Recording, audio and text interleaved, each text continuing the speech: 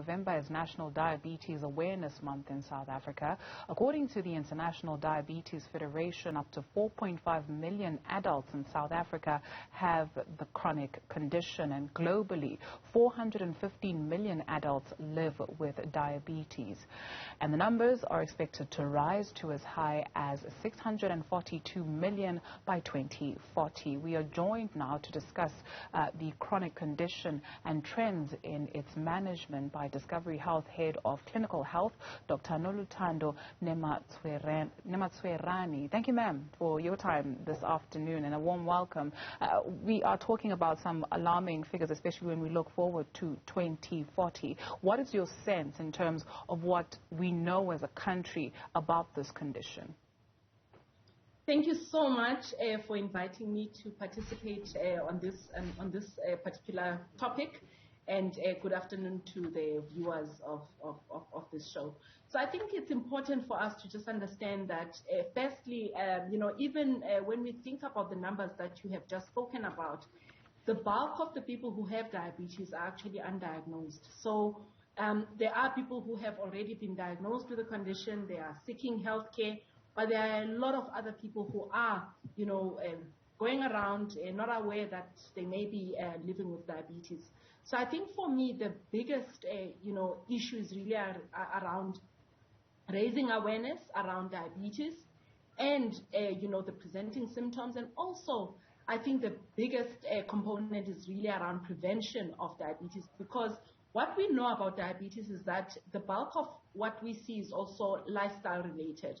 So when we think about some of the recommendations around physical activity, good diet, managing our weight, and making sure that we manage other related conditions like hypertension, those are all the necessary and important interventions that we can put in place, because most of it can be prevented. You mentioned that we walk around not knowing that we may be impacted by this condition. So what to look out for?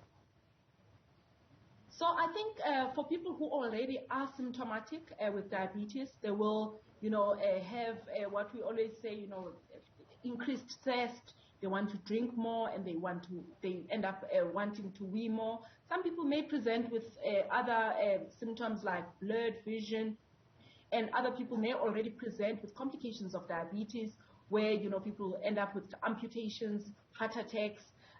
So unfortunately, we do not want to get to a point where people are already presenting complications. So we would rather, pick up diabetes when it is still not symptomatic, where people can just see that, there's already elevated levels of sugar in their blood, and therefore, we can start treating early on. So that's why, screening remains the most important way to intervene early.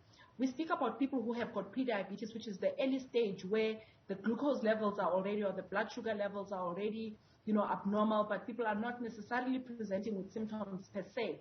So that is the stage where we want to pick up, that people already have that increased risk of developing diabetes and intervening early. And I think, we've spoken about what to look out for, but I think anyone who is, old enough, over the ages of 18, and there is potentially a family history of diabetes in their family, we want them to already adopt specific preventative methods or mechanisms, like, losing weight, maintaining a healthy weight, understanding what a healthy diet looks like, because it does not only help with diabetes, but it also helps with many other lifestyle conditions. You've got two types of diabetes, right? So you've got type 1 and type 2. What's the difference? So type 1 diabetes,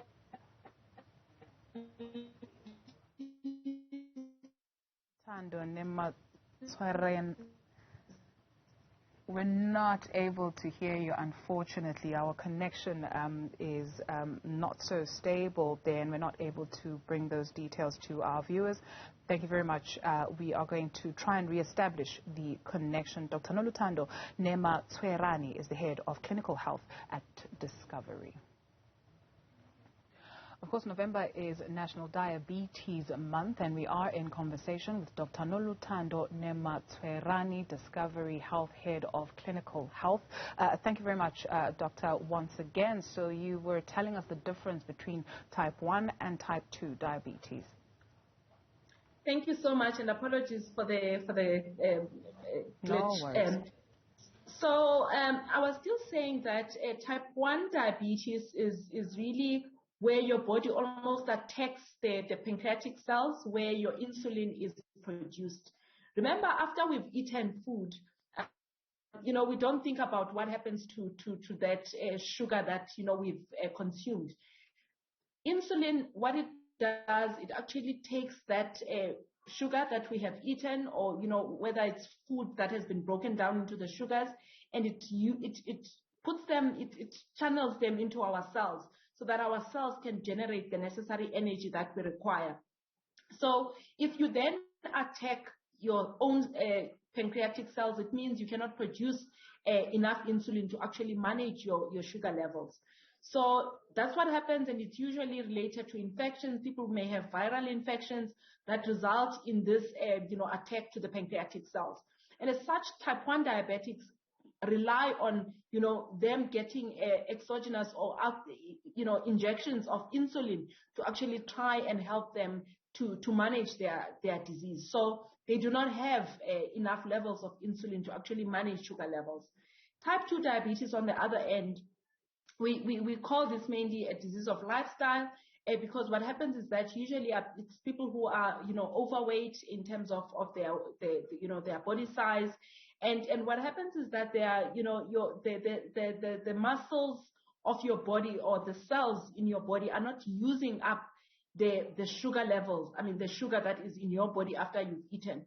So we say you may not have an abnormal insulin level, but your body is not using glucose efficiently enough.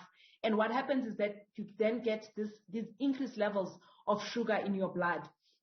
And then you obviously present with the same symptoms of, high sugar levels, resulting in you being thirsty. And the concentration of sugar levels in various organs of your body can be damaging. Then you find people getting blind, people getting, kidney disease, people getting heart attacks, and, other people getting nerve-related symptoms, where we end up with people with amputations because of the impact of the high sugar levels. So the first type, which is type 1, is usually not necessarily familial, so you can be the only one in your family who has got this condition. Whereas the type 2, type 2 diabetes is usually familial, but also it is a lifestyle condition that can still be prevented. So if you know that in our family, because we are mainly, overweight because obviously of our familial diet, you can actually prevent it from happening to you by making sure that, you maintain a healthy weight and eat a diet that is, healthy as well. It's all about a healthy lifestyle. Dr. Noluthando Nematswerani is the head of clinical health at Discovery Health. Thank you very much, ma'am, for your time this afternoon.